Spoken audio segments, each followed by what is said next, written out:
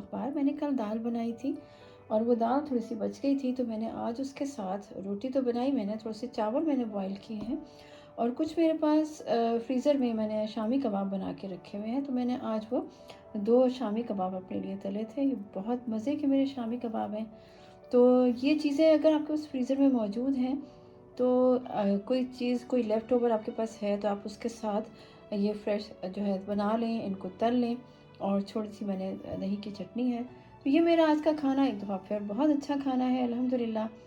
खाना बनाने वालों का शुक्रिया अदा किया कीजिए, और चाहे आपके घर में कुछ भी बनता है, लेकिन अल्लाह का शुक्र अदा करें और उन लोगों का शुक्रिया अदा करें जो आपके लिए मोहब्बत से खाना बनाते हैं। क्योंकि जब ये नेमतें हमसे छिनती हैं, तो हमें पता चलता है कि उन लोगों की क्या कदर व कीमत थी, जो मोहब्बत के साथ और बहुत इज़्ज़त के साथ, बहुत चाह के साथ हमारे लिए इतना एहतमाम किया करते थे। अपना बहुत सारा ख़्याल रखिए और इस चैनल का भी। अल्लाह हाफ़िज़।